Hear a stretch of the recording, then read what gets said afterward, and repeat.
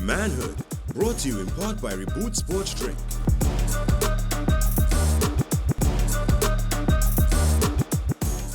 Welcome to another conversation on manhood, where we discuss topics that impact all men and, of course, women. So we always say that we are better as brothers, and we're not speaking on behalf of all men, we're speaking to all men. Today's topic is a big one, and I know, again, I always say it's a big one, but it is. It's big topics. It's big topics because it has big impact, and that's what's important. We're talking about choice is relative. So you have choice. People think from a certain position and where they're at in life at that moment, and that's their choice to make. So without further ado, let's get straight into it. Johanse Audike, behavior change consultant, always a pleasure. To his right, the man known as Christmas List, or Chris, yes, a journalist who's spent a lot of time in Trinidad and Tobago recently, documenting life in Trinidad and Tobago. And to his right, KG, a friend, an artist, a podcaster, a producer, so many titles here today. But real pleasure, guys. I know the busy schedule that you all have and the importance that you all place on manhood, because it's the message that we're trying to get out. Yeah. So choice is relative. All right, well, we dive right in. I've noticed sometimes people often say, I have to do something. Or they would say something, I have no choice but to. Mm-hmm. But the truth is, we always have a choice. Even if there's a gun to your head, you still have a choice. And I'm putting it out there because knowing that you have a choice, and I will say this to the audience, knowing that you have a choice is coming from a place of empowerment. But from the time you say, I have no choice, or I have to do this, or I have to be this way, you're coming from a place of disempowerment. Tell me your thoughts. Yeah, but the word relative is so important, right? The example that you provided, a gun to the head, doesn't have many options, right? But since we're talking about men growing up, even from birth in Trinidad, the options are relative to where they grew up. Right. Did they have a father involved? Mm-hmm. Who was the father? I'm finding a lot of generational issues in Trinidad, in particular with the boys. If your father was a gun toter, your options are not going to be the same as if you grew up in the mountains in a prestigious school in Trinidad. Right. So they are very relative. I think this is a great topic, and the title itself is perfect. When I create videos and I read the comments, I got to put myself into each commenter's mindset. If they see a gang member, a lot of them will say, well, he didn't have to do that. But my first question to them is like, where did you grow up? Maybe you don't have the ability to speak on behalf of somebody that didn't have the privilege that you had. After doing this for 3 years full time and meeting gang members around the world, there's common denominators. Most of them had a difficult childhood. Most of them were birthed and grew up in a neighborhood that didn't give them many options. Right. I still meet doctors that grew up in bad neighborhoods, so there are opportunities, but they're a lot lesser than somebody for myself, like an example that grew up in Toronto, where I've never gone one day without food. Never once was I ever concerned about crossing a certain walkway and being a target. Right? So my options are relative to my upbringing. So what I would say is, for those people that are watching this content or watching my content, you got to take yourself out of your current shoes and walk, like they say, walk a mile in a man's shoes to really understand that not everyone has the selection of options that myself I had. That's for sure. And KG, you will have seen that also, as a Trinidad music producer as well. Sure. Some of the things that you've shared with me that was a real eye-opener is that people see it a lot of times as inciting violence and lyrics like that. But really and truly, the truth is they're just speaking about what they've encountered, the life that they're living. Yeah, what they know. What a man know is what a man know. As Chris say, if you grew up in the mountains, you would live a life of a man in the mountains. Right. If you grow up in the streets where bare crime, bare corruption, most of the times that is what you would be experiencing, and that is what would reflect, through your life now. Yeah. So when you're talking about choice, as we said, choice is relative. To someone who as you referred to, using the analogy here, living in the mountains, or living in a life that is that, where you can open your fridge and you can get something to eat. Yeah. You can go home and there's a certain level of safety that you feel, and safety not necessarily meaning that you're not afraid to get robbed or something. Safety Correct. meaning that you have a family unit around you, have a community, Yeah. right? You react and behave a certain way, and you can't fathom why something else is happening because you haven't walked a mile in their shoes. So people aren't inherently born bad or born evil, and this is in no way justifying what is occurring in our home of Trinidad and Tobago, and your adopted home, Chris. It is a product of the environment. Yeah, I think that I mean to cut you, Robert, but I think that we underrate poverty a lot in this country now. It's so easy to say, I wouldn't have been like that if I was in that position. Like, I've been hearing people saying that, like, I could grow up in the ghetto and still come out to be something. Okay, that's all well and good. We are hearing you. But as Chris say, he never had to go a day without eating. Just think about how would you think if you had to think about food every single day of your life. Like, I just wake up in the morning and sometimes I have food there waiting for me. So I didn't have to study that. I could just put on my clothes and live my life. But it has some people, they can't even think about the next step, because the first step, which is nutrition, which is food, they don't even have that benefit. And then we could go another step further, KG, where you may have food in your fridge because of the lifestyle that you chose, even in those environments. But if you choose to be in a different environment, your friend might be, looking at maybe a darker side of life. And if you decide to choose another side, are you going to be ostracized from your community, which is your safe space, which is your pack? Correct. They're friends after all. Or are you, in terms of trying to move outside of that, are you going to be accepted by community, by other communities? Yeah. So it's like you almost, I don't have a choice. Correct. In certain specific instances. And as I just want to quickly mention, people that, and I applaud what you're doing, Chris, because you're going in, you're showing the Trinidad and Tobago another view, a realistic viewpoint.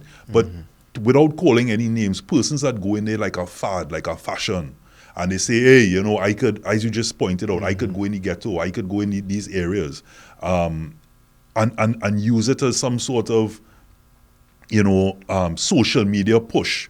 But the reality is, those persons can remove themselves from that environment and go back into a nice environment. They could eat food. They can be accepted in other areas. And therefore, they you want to see a burn inside of my face there. I come into what KG was saying, people think a certain way, people have a certain mentality. What I realize is most of us, we weren't taught emotional intelligence. We were all taught academics in school. Right?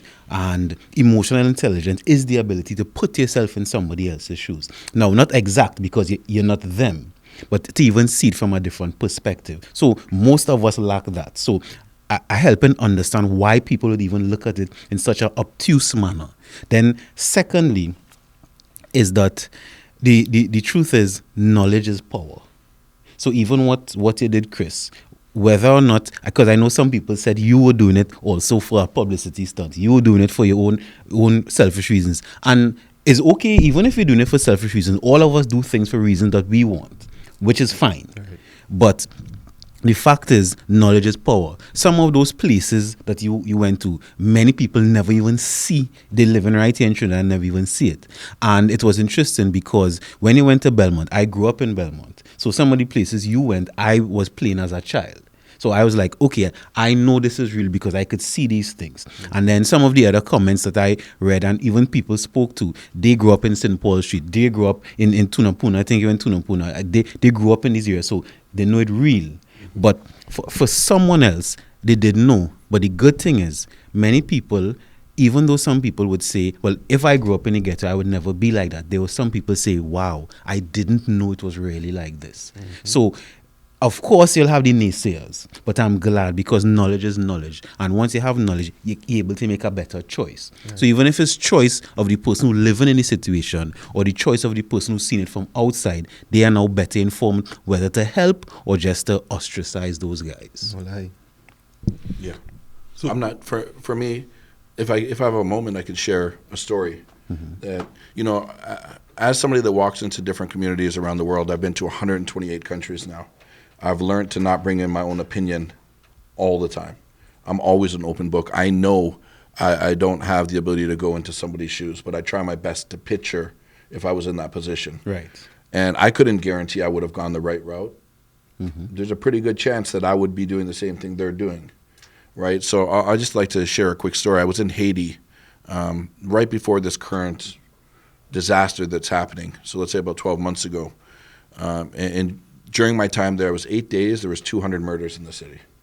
Okay, and there's one man that I met. I went into a neighborhood, and he called himself the inspector.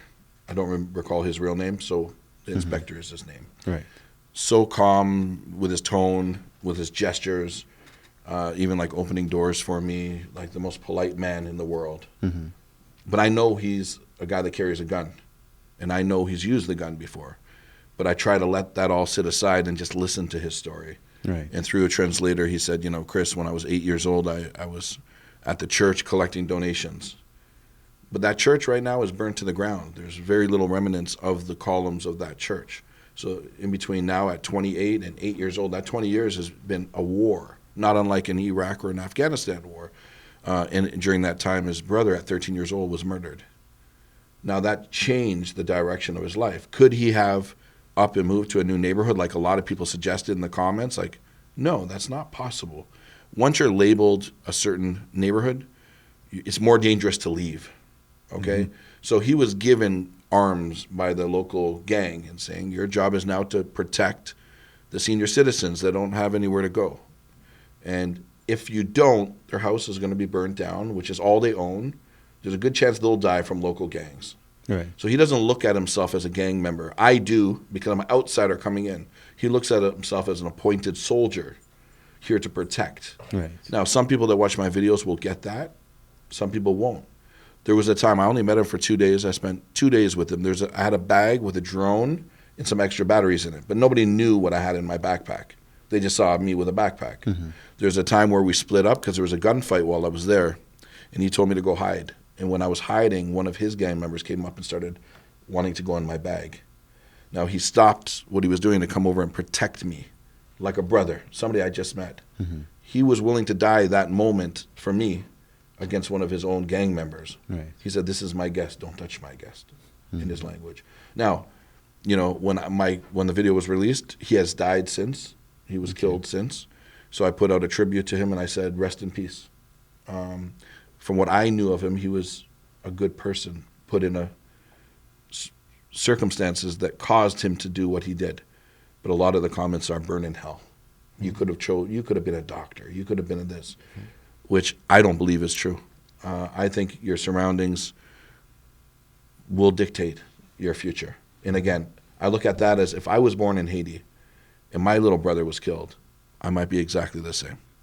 And what you're saying is absolutely correct, because I remember when I came out of university, my first clientele were addicts, right? Both drug. So I worked in Baltimore, and it was meth, heroin, along those lines. I remember my first thought was these guys are delinquents. But after hearing their stories, I realized if I was in their situation, I'd probably do the same thing. And I'm saying that because you raise some valid points there, because again, many people choose, and it's sometimes psychologically safe for them just to think, you know what, I'm not even putting myself in anybody's position.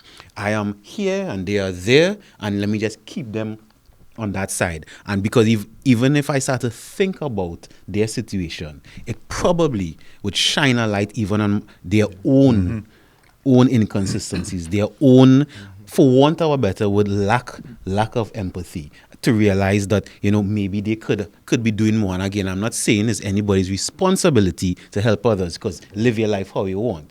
But you yourself know sometimes you could be doing a little better even for your country. Of course. So Really rich conversation, powerful conversation. There's so much more that we need to get into. We're talking about, is choice relative? We'll be back after this break.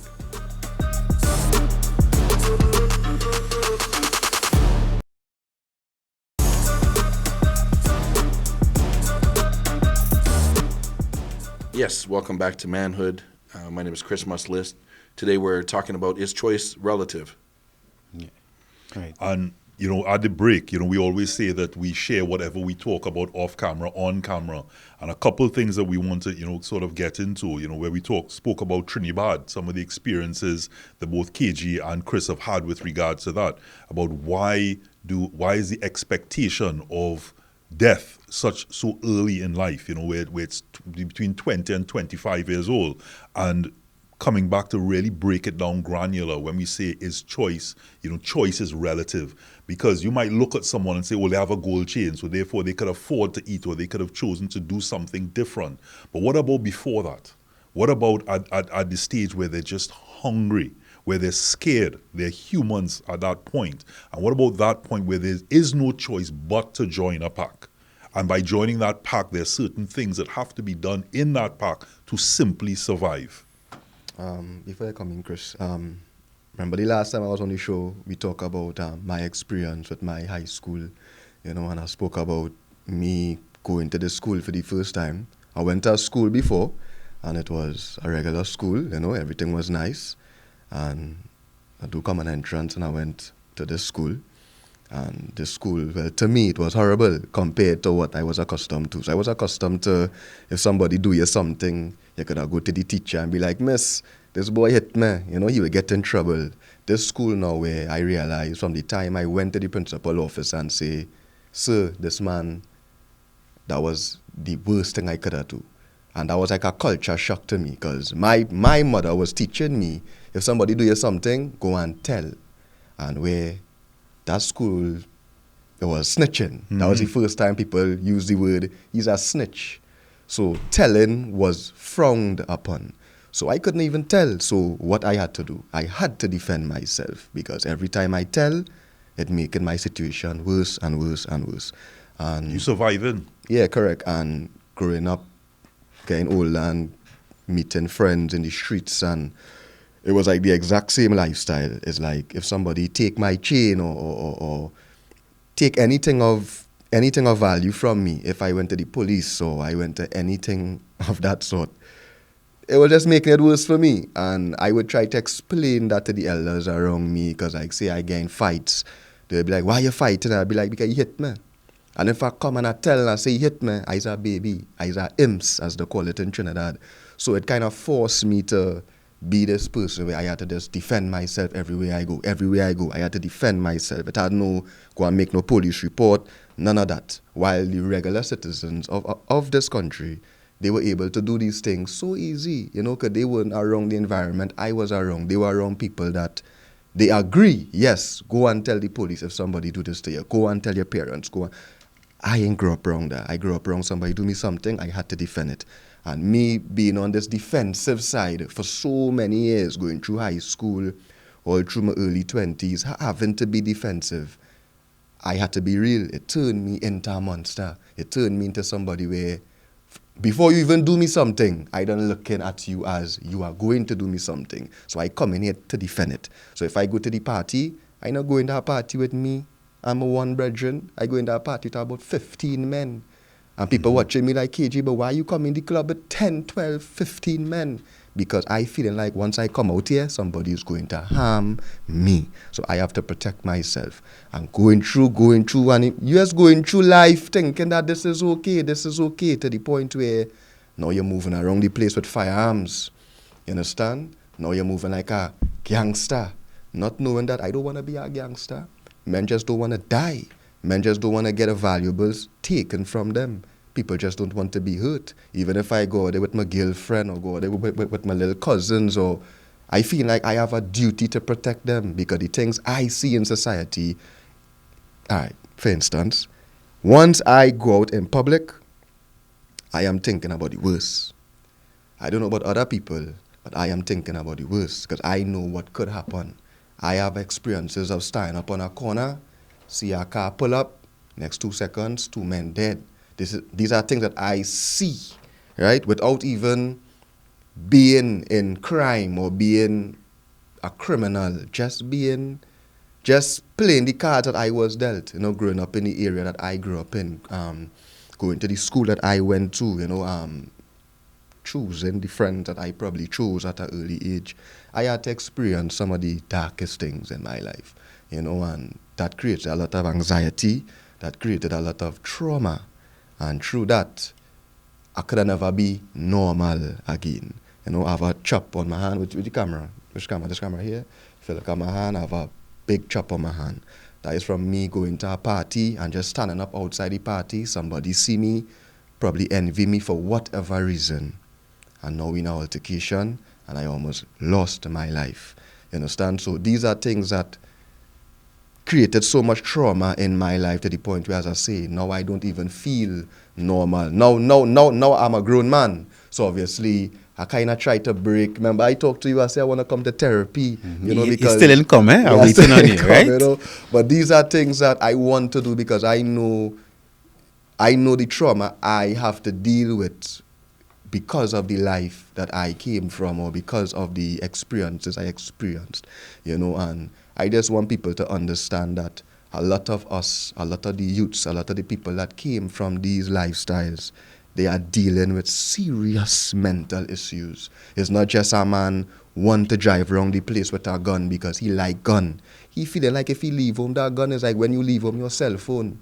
It's a must. It's something that will you think that you have to carry this firearm around because I will lose my life. And that alone is the worst feeling ever. So when you said something really profound there about you just simply don't want to die. You just don't want to die. And if the criminal elements are carrying around firearms because they also want to return to a home, whatever that home is. Mm-hmm. And by returning to that home, we place a judgment on that because we determine home to what we know home to be. Mm-hmm. But if their home is in a particular environment where it's called on, when you come back, you had to come back with a certain amount of things, or you'd have had to do something, right? Again, you're coming back to that fundamental, I need to eat, I want to live. Yeah. But what happens is at some point, KG, at some point, Chris, at some point, Johan say, there is now you've gone from the basics of wanting to eat to now there is a choice. But is it by the time that you have that choice where you know really everybody has a moral compass? It doesn't matter who you are, you have a moral compass. And when you're now doing things for whatever reason, you enter somebody's home, you kill them, you kidnap them. These are innocent parties to any sort of gang association, say for example. At what point do you then say, is it that you've become so numb by that point and you've crossed over, or is it still that we're looking at it for your product of your environment? Yeah, I think he has been numbed it. Like me, for instance, I know Chris. Chris been going all over the place and seeing it, and I believe that the reason why he is so fearless too is because he saw it so much. It's like he understands the culture and understands exactly what it is. A lot of people don't understand what it is. So people would pass remarks like, Chris, you real brave boy. Why you going in these places? You ain't afraid to do you something? But Chris very well, he understands what is the culture of these people. These people not going to do Chris nothing. Once Chris go in these communities with respect and principle and love, these people are going to treat him the exact same way now. So I think I wouldn't say numb probably not the word, but you do develop a sense of understanding of what is this whole thing, even the back side of it where it comes to the corruption with the governments and all these things. You tend to understand what is going on. So when you watch people robbing or shooting or breaking into houses, the way how the regular person might look at it, we probably just might just see it. Yes. I just want to touch on that point that KG is bringing up there, where you accept the communities are accepting you. How are the communities then, Chris? Because we're looking at one side of the coin, and saying about where people grew up and their communities and whether they become numb, because that's what's impacting persons who have forums and persons of a certain class and ilk, etc., right? And persons who may say, yeah, but I'm minding my own business, I'm not harming anyone. But is it that those communities see it as, yeah, but because of that way of thinking and because we feel almost ostracized and we are looking for something more than a handout or pity, right? How their reaction is a particular way. So how are those communities I'd looking love to at it? touch on two things. First, in regards to being numb. Normally with a career, let's use this podcast as an example. Season by season, your audience grows. You get more opportunity. The life of a gang member is the opposite. Doors close. Once you've committed your first robbery, or you've been seen with certain members of a group, doors are closing. You're now targeted. So you actually have less options opposed to more. Could you imagine being in a shootout? Like, now you're targeted for the rest of your life, no matter what you like. So it's not like they can grow out of this. So are they numb to it? They have to be. Nobody can live in complete fear, right? Nobody will admit that. Yeah. Now, in regards to me as a stranger coming and getting the opportunity to go into these neighborhoods, I believe there is definitely a lot of mental health issues. People tell me stuff that they haven't told their closest friend. It's like they want to release this, and this is a form of being released. And I also truly believe that if enough people say the same thing is wrong, that there could be change. These gangsters want simple things like beat 'em, for example. The river that runs through the middle of their neighborhood, the smell of it is so, I don't know if anybody has smelt it. As you walk by, you feel like you're going to vomit. And to imagine there's homes and every single person walks through that area every day. So when somebody welcomes me to the neighborhood, they want to make sure that these type of things are featured with hopes that somebody's going to see this. The government's going to be so embarrassed that they're going to send somebody in to fix the problem, right? It's not all about gloating. There's definitely an aspect of propaganda. For those that want to show guns, they're showing strength.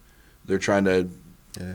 It's like a boxing match. If you watch a boxing match before the fight, even if they're friends, they got to hype it up. They got to create fear to sell the match to get you excited about it, right?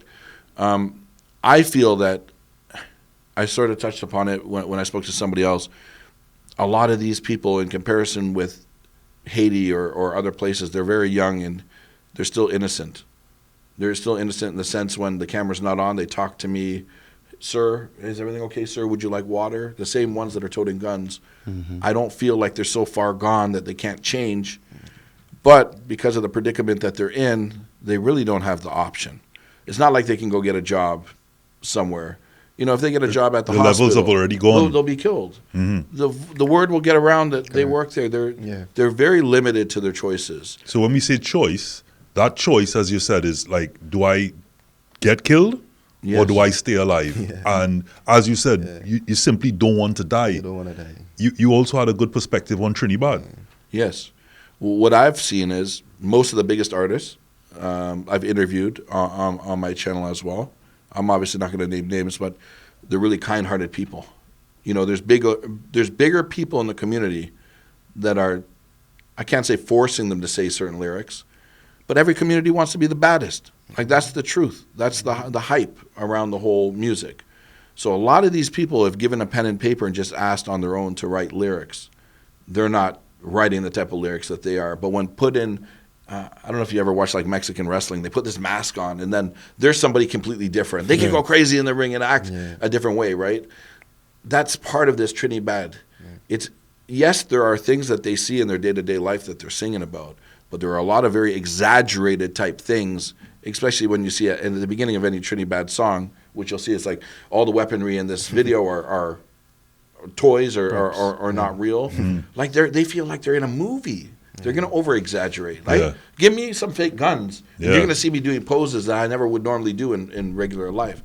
So with the Trinidad music, I've seen both sides. I've seen guys that sing it and they live it, but the majority of them, they're very soft-spoken. Yes, sir. No, sir. They don't want to die. But they're so far in now. There's no turning back. Once you're a visible person representing a certain neighborhood, there's no turning back. That's it. You've made your choice.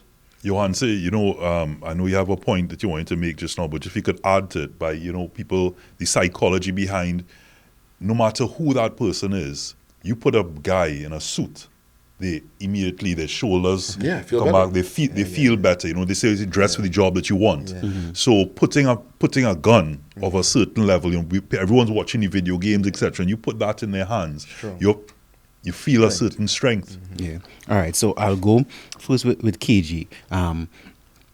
Those who may not be familiar, there's a framework called Maslow's hierarchy of needs, right? Where it says before you reach any type of self-actualization, you have to have your basic needs covered, which is food, shelter, love or belonging. And I remember looking at your videos, because I think I looked at almost all now. The common theme was a lot of the guys were missing some of the basic needs. And that sense of belonging, because when I was listening to these guys, I was actually thinking, these guys need love, right? I was thinking, if you just hold some of these guys and give them a hug, right? And as we saying it, this is manhood and this is men. Sometimes we look at hugs and things as soft. But if you just hold some of these guys and give them a hug, I'm sure it will bring them to tears. But there are communities in Africa that do that. When they are stray, so to speak, when they come back, instead of reprimanding them, the community comes together and embraces them. But you know what? When I was in a certain neighborhood, we were going uphill, and rather than walk, everybody jumped in the back of a pickup truck, and I was in a car behind the pickup truck. Now, as they were going up the hill, all of the men held each other in an embrace, and I noticed it. But the driver of my car was in the gang. He said, "Look, we're not a gang. We're a family. We love each other." They were holding each other in a manner that in my side of the world, men would not hold each other that way. Right. They'd be accused of doing something different. But that love that they do want, because it's so difficult to get, I find that being a participant in what some would call a family, some would call a movement, others call a gang. It's easy to get enticed into that lifestyle when you don't have that love at home. And again, I've never been in a gang, but through talking to thousands of gang members, love is something I think is so important.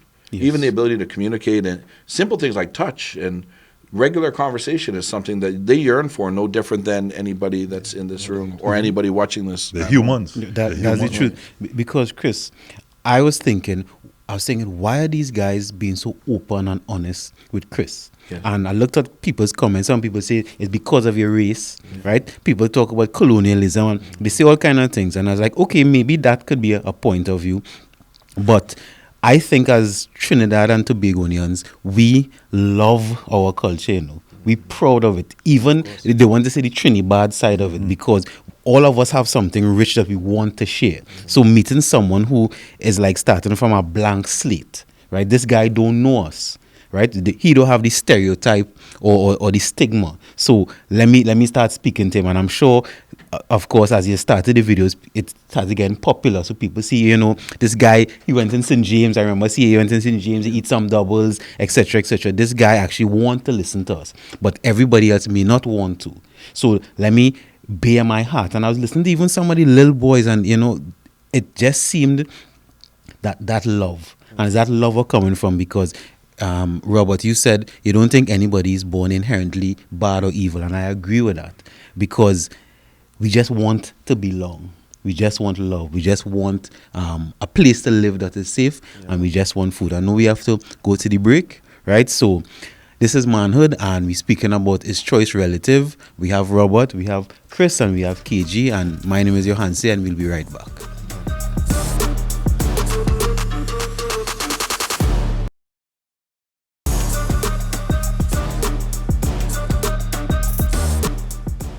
Welcome back to Manhood, and the topic that we are on is choice is relative. We were talking off camera basically about what they want. As you say, no millionaire just gonna come and just drop half of the millions on all your whatever the scene is. From my experience, these youths and these people, they basically just want a little bit of love, a little bit of opportunity. I went to a radio station, I think it was last week, and one of the things I was speaking about was, from my observation in this country as a youth growing up, I realized that once you look a certain way, we treat you a certain way. And that is how it always been. And one thing that I noticed when I started to go into these inner cities and help them out is that they were so appreciative that someone was literally taking them serious. So for instance, in my field of work, let's just say music, once you look a certain way, back in them days, the industry in Trinidad and Tobago, them in helping you. You know, if it wasn't from the west side, or it wasn't from the uptown, or it wasn't rubbing shoulders with certain people in the industry, they're not taking you serious. They don't want you in the studio, they don't want you in the radio station, they don't want you on the TV show. It was only a certain type of person you were seeing. I mean, they will have the one or two that will break the barriers, but the majority was from a certain class of people, at least from my observation, right? And with the Trinidad industry, it was almost like for the first time in years, because obviously it's not the first time we see Ghetto Youth get a chance. You know, with the Reggae All-Stars, it was the same type of thing, you know, the Ghetto Youth get a chance. But the Reggae All-Stars was a short stint, and then it stopped. And then it went back down the soca alley, where it was just who you know and who know you. And the Trinidad industry kind of was like the first time in years that you see the Ghetto Youth, the boy that never had the father to tell him, pull up your pants, son, so your pants still under, he gain a chance. You know, the youth that didn't have the mother to say, you finish your homework, he gain a chance, you know, and so on and so on and so on. And I just think that is all these people really want. Like Chris, for instance, when Chris come in there with his little camera, them happy because they know they're going to get to go on YouTube and see themselves with thousands of views. So basically all they want is to be seen and all they want is to be heard. A lot of these youths will come to places around certain people and you realize they will stand to the back. They will stay to the back and you want to know why them always just in the back, because when they come to the front, they don't feel appreciated. They don't feel like the camera want to look at them. It want to look at the others. We need to break out of that, you know. We need to continue to help and each one teach one and just spread that love in these communities. Like, I'm a cameraman, I'm a producer, so I will go into these communities and lend my work. Chris is a journalist, so he will go into these communities and lend his work. You don't say me you could go into these communities, council. You say me you have a platform, you could go into these communities. So anything that we could do, we should go into these communities more. We should have that mindset a little more now. Instead of trying to par with the ones who already make it, let me par with the ones that need help. You know, and I believe that is the only, But there are some rules. We know this, right? Not everyone is welcome in the neighborhood. Could become dangerous for them as well. I'll jump in if you're complete. By no means am I an expert, no degree or anything along that lines in helping people, but what I can tell you is what I have seen to work before in Jamaica. I think the first step in gaining the ability to have some sort of relationship with these families or gang members is the government has to go in and listen to their problems. They have, every community has problems. Belmont, for example, two of the gentlemen here from Belmont, the stairs are long and old, and there's elderly going up every day, and there's big cracks. It's very dangerous. Mm-hmm. Would not take much for the government to go in and make that first priority, get it done this week. Show a sign that, hey, I'm going to listen to your problems, especially when they're very minute problems that could be fixed in a day or two and last the next 30 years, right? Using BTUM, for example, not unlike any human on planet Earth, they deserve an area to live in that's free from bacteria, and the liquids that are flowing in there just is not humane. And as I was there, the dogs were licking it. Then the dogs will go urinate on the like it's just contaminating the whole neighborhood. I think the first step in building a relationship, and some people might think I'm crazy, but I truly believe there should be conversation between police, government, and members of the community, even if they are gang members. There has to be some kind of communication. And I think once that relationship is built to a certain extent, the second step, which I found to work very well in Jamaica, anybody who knows the artist Sizzla, he lives in a place called Augusttown. Mm-hmm. Now, Augusttown was ranked as one of the most murderous neighborhoods year after year after year. So even when I went there about 6 months ago, people said, don't go there. But when I got there, what I've never seen before and done impeccably, if that's the word, yeah, you know what I'm trying to say. It's a word.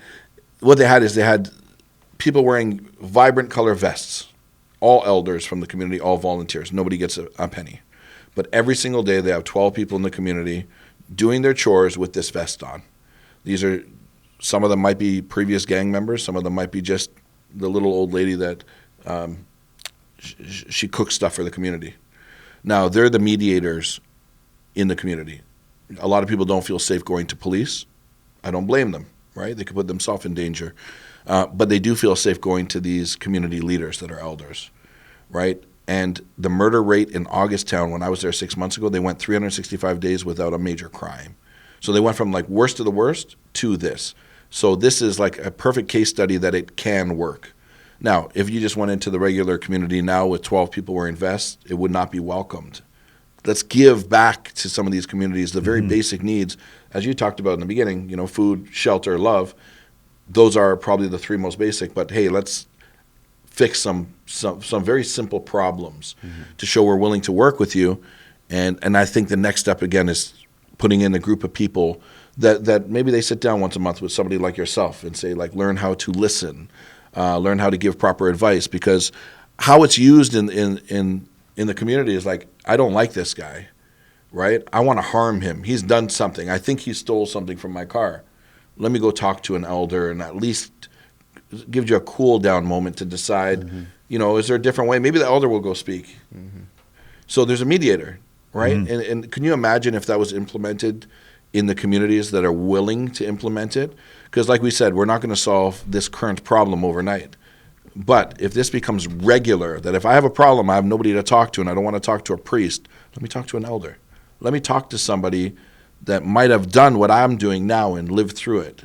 So those are my two take-homes. And again, those are not my ideas. Those are things that I've seen that have been implemented in different countries that were very, very murderous, and it's worked. So it comes down to, Chris, when people say two things. One, if you treat someone like an animal, if you see them like an animal, then you can't expect them to behave any differently. For sure. And so a lot of it has to start with how do we view persons? How are we being viewed? Because in the same way, in a lot of the let's put it, the mountain people living in the mountains, the communities, right, are looking at these communities with disdain, with disgust, because again, it's coming back to survivability. I just don't want you to come into my environment and upset the apple cart, right? And therefore, I'm not interested in what you've done in your documentary is now expose. People now have to bring up that looking glass and see what is happening in the country. And you can't hide behind the carnival and the parties and the nice lives and all the rest of it. Yeah. You now have to see what other persons who you're driving by on a regular basis up and down the highways in these communities, hearing about the crimes, see what they're going through, see what they're experiencing, and therefore understand why, as a product of that, these other things are happening. And we're not saying that all of them are as a result of poverty and not having food in the fridge. Some of them are really a choice that you've gone to now where you want to now live a certain life without doing the necessary to live that life. You understand? Because there are persons that decide, okay, when they're given that moment, that they can make an honest living. They might never get the Benz. They might never get the nice house. But they're choosing at that point to live an honest life. But that's not the case for the majority, and that's being exposed by documentaries that you're doing. I do have one third point that I think I should add, because the first two, I want to be very clear. These people wearing yellow vests, if I see them shoplifting, I'm not interfering. I'm not a police officer, and I don't pretend to be a police officer. I'm there for mediation. And I think, lastly, there definitely has to be a relationship between police, a respect for police in the communities. And I think the very first step in every single community, I said the same thing, the police need to be using working cameras. If they clock in, from the moment they clock in until the moment they clock out, there has to be. This is what every community. Imagine gangsters are telling me that why are they not wearing their cameras if they have nothing to hide, And I talked to Alexander, and I asked him the same question, and he said, like, the way it is, they do have to wear it, right? But he said, imagine you're in a shootout, you're really going to remember to turn on the camera, right? And that's true. If you're in a shootout, I can't imagine. But in the USA, the battery length is long enough for one shift, the camera's on. is documented, and then there's evidence for every side. The police have to be respected in the communities. So you mentioned a point there that I also want Johansi to touch on. I still want you to come back to the point of why people feel different when they be different or they dress differently, etc. But to what you said, Chris, what you're then giving them by an elder being in the community is something that we said you might not have at the start, which is to make a choice. Because your choice at that point is simply almost Neanderthal. It's I need to eat. Yes. And you either eat or this happens, right? Or I don't want to die. But by going to an elder now, when you have satisfied maybe having food, maybe having shelter, maybe having some love in your life, community, as you suggested, that they are family, once you've reached that point and you now want to make a choice as into, do I now want to rob and kill or kidnap and all these other things to get a higher standard of living, right? Now I can go to an elder and make a choice to say what else is there for me? What other options are there for me to navigate this life that has been dealt to me? What I would say, one is, hearing this discussion, even being part of it, actually have me feeling a bit emotional, because since I'm a child, and I say I grew up in Belmont, even the same steps that I run up and down those steps as a child, right? Because my mom used to work right in the school below. These solutions seem so simple, right? It seems so simple, and simple yet it have moving parts, but it's simple.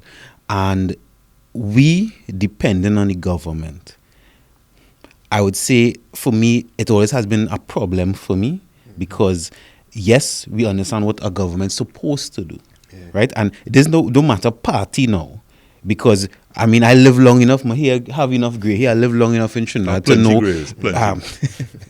governments come, governments go, and it's the same And if we can't depend on the government, then we have to depend on ourselves. Correct. And with what little resources we have, we could build upon and build upon and build upon, because the truth is that have 1.5 million people in the country, the government is a few people, right? They are in the minority. And it also gives us empowerment, because listening to their videos, a lot of times you're hearing people like the government this and the government that. And I agree, you should put pressure on the government, because we paying them. Right? But if they're not doing it, then we have to do it ourselves with what little we have. And then I would also add, this may seem a bit utopian or cliched, but we cannot escape from the fact that we are all one, right? No matter how much money you have or you don't have, that we are all one. And if we keep all Trinidad and Tobago, if we keep trying to be separate, right, everything will break down, the beautiful place of Trinidad and Tobago and any of the other countries you go to. Because if you look at Haiti itself is a beautiful place, right? These places you go to is we are all one. And looking at it that way, we have to do something, right? And I'm glad that, Chris, you're highlighting what you highlighted, because again, knowledge is power. KG, I'm glad you're also being open and candid, because even when you're saying your story, I could hear the emotion in your voice. Yeah, really. Which means it's human. And I still feel that way today. Like I telling somebody, I want to cut you again, but now you I was go telling somebody As just about 2-3 days ago, I was like, you ever hear people saying that innocent people in prison? Like you always hearing that innocent people in prison, not everybody in jail bad. I just feel like an innocent man in prison in the free will. Because I live in a society where they always want to chastise something I do. Or my chain, or all you know me, I a good youth. Understand? Let me tell no, you. I mean, I a good youth, but I went to his neighborhood and I walked through. And, when I was walking with you and a few other people, like in my neighborhood, we would talk about like, I remember we used to play like basketball here. Yeah. It was every 10 steps, all 3 of my friends got murdered here. Or there were 6 guys standing here and 4 of them died, and here are their names. Yeah. This is not normal. You cannot expect somebody to walk in the same footsteps that their friends have been murdered, and for them just to be okay. You can put on a front. Some people can put the front on. And people, again, I read the comments of every one of my videos, every comment, and it's sad to me that people don't realize that everybody does have a different choice. He didn't have a choice. And he's not far gone. Like, there are people that are 1 million times worse than KG, but everybody needs help. The country of Trinidad needs help. There has to be a first step. So, Chris, we come to that point that we have to wrap up. We Yes. have to wrap up. And again, another powerful conversation, and one that I'm sure our viewers, listeners, etc., we would love to hear a lot more. And you know, because it's a conversation that needs to be had, and it's impacting everyone in Trinidad and Tobago, not just the persons who are perpetuating the crime that's visible, but also the persons who are doing it. Everyone is being affected. Yeah. You know, they're doing it for a reason. You know, and the persons being impacted are only looking at that because they're being impacted by something in terms of something negative onto them. But what is the bigger picture of what they're either turning a blind eye to or not doing themselves? So as you mentioned about, you know, this it's the government. The government are elected to manage resources, right? And whether the government's doing it or not, citizens still have the power to still make changes. Correct. So the stairs need fixing. People see this. Someone in corporate Trinidad and Tobago could go and fix the stairs. The community could, you know, rally somebody around events. And again, we might say it sounds simple, but sometimes it is. Sometimes it really is really just is that that simple. simple. Yeah. You know, and it's because we put the complexity behind it. And think that we'll know it, that sounds a bit too easy. You know, it's why there's always these levels and red tape and all these things that can go off. But Chris, I want you to close really just sort of letting Trinidad and Tobago know. I know you return to let us know what are your thoughts on Trinidad and Tobago. Sort of summarize it and your hope for us. Your Yeah. hope for us. Yeah, for sure. You know, Trinidad and Tobago's a country like I've never experienced before. Right from the moment I got here, nobody knew who I was, or very few people knew who I was. You know, from walking down the street from my Airbnb to getting my first double, 4 or 5 people talking to me. What I'll remember most about the country is the people. And whenever the people are the number one point of a country, I think it's a good reason to promote the country. I know despite the kind of content that I film, a certain percentage of people think I have this agenda to make Trinidad and Tobago look bad. It's so far from the truth. You know, through doing this, I realize that highlighting an issue often comes with a resolution to the issue. I'll continue to come back over and over again as long as Trinidad and Tobago will welcome me. That's another topic. You know, not everyone likes their errors to be highlighted on film. Governments don't like that. Police don't like that. Although every police officer I've met has shaken my hand and said, thank you for showing the world how difficult of a job that we have. I didn't come with an agenda. I've mentioned this before. If a volcano had erupted in Trinidad and 1,000 houses were destroyed, that would have been my topic for journalism. I didn't come here to shoot gangs. When I came here and I read the news and I saw what was going on, it was my duty to cover the issues. But I have nothing but love for Trinidad and the people of Trinidad. I can put it this way.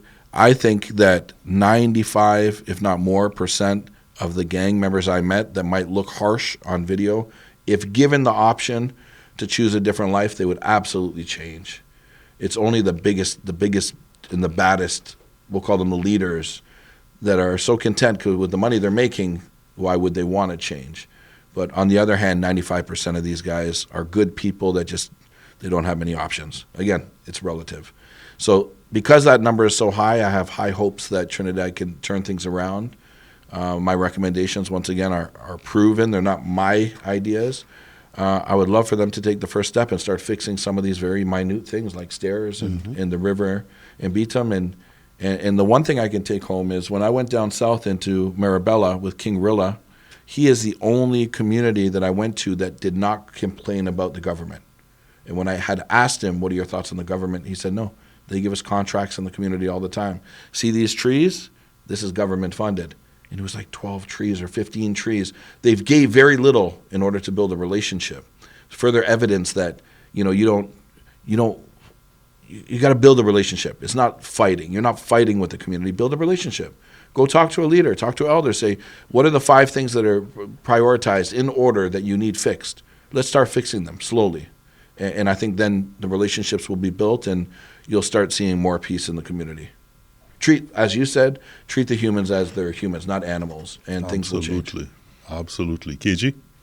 Well, before we leave, I know Chris will be going back in a few days, or probably today or tomorrow, anything. But I just want to say thanks to Chris for really coming and highlighting something that I've been trying to highlight to a certain extent. Same way too, I just try to get people to just understand what is really going on in these communities.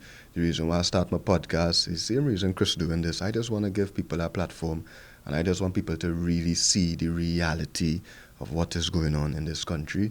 Let people know the podcast. Yeah, it does break my heart to like just hear conversations, naive conversations. What's the name of your podcast? You know, Talks with KG. Right. It just break my heart because I know the kind of things that we've been going through. I know the things that I went through. I know the things that my friends still going through. And I just want to see people understand it so they could probably help a little more. You know? Yeah, man. Perfect. And Chris and KG, thank you very much for highlighting the truth. Yeah. We often say, is the harsh truth or the harsh reality? Yeah. But what is really harsh is a lie. Yeah. The truth is the truth. And we know what we need to do. And I'll just add something. Accountability is important.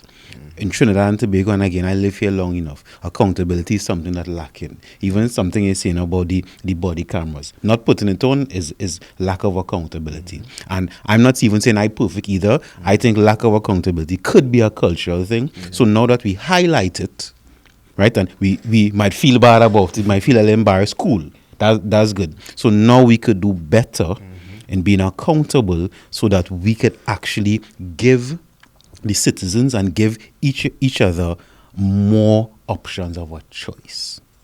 Huge. I think that's one of the biggest words that I did not use today. You know, when I was in Haiti before this current war, they lacked accountability. You know, the comments, all of the comments were like, why are you showing this? We have beautiful beaches. We have tropical trees, and the butterflies are like nowhere else in the world.